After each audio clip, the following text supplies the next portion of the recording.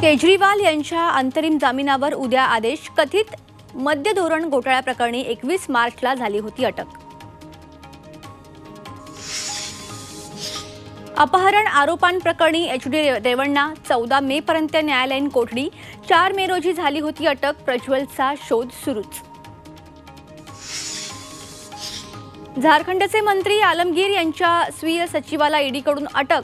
मनी laundering प्रकरणी छापेमारीत सापडली 35 कोटी कॅश.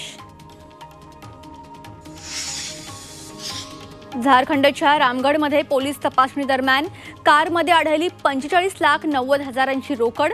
निवडणुकीच्या पार्श्वभूमीवर स्टॅटिक सर्व्हिलन्स टीमची कारवाई.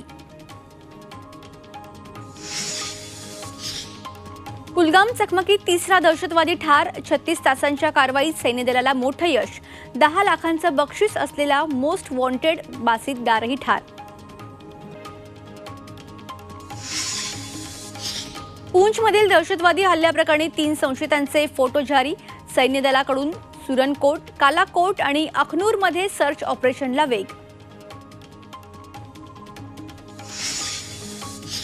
तणावपूर्ण संबंधांच्या पार्श्वभूमीवर मालदीवचे परराष्ट्र मंत्री मुसा धमीर भारत दौऱ्यावर. आज परराष्ट्र मंत्री एस जयशंकर यांच्याशी करणार चर्चा.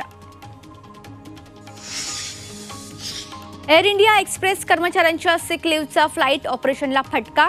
येत्या काही दिवसात आणखी काही फ्लाईट रद्द होण्याची चिन्ह. तामिळनाडूच्या अरियालूरमध्ये पावसासाठी गणपतीची विशेष पूजा. गणेश जलाभिषेक करत जिल्ह्यात चांगला पाऊस होण्यासाठी प्रार्थना.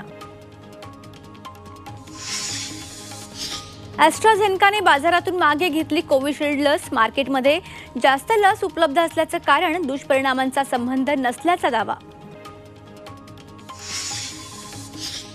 युक्रेनचे राष्ट्रपती झेलेन्स्कींच्या हत्येचा कट उधळला. युक्रेनचा मोठा दावा.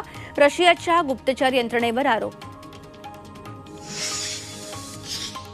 इम्रान खान आणि बुशरा बीबी एकाच तुरुंगात राहणार. आदिला या तुरुंगात राहण्याची पाकिस्तानच्या कोर्टानं दिली परवानगी. तुर्कीच्या इस्तांबूलमध्ये सुदैवानं विमानाचा अपघात टळला. लँडिंगच्या दरम्यान विमानाचं चाक तुटलं.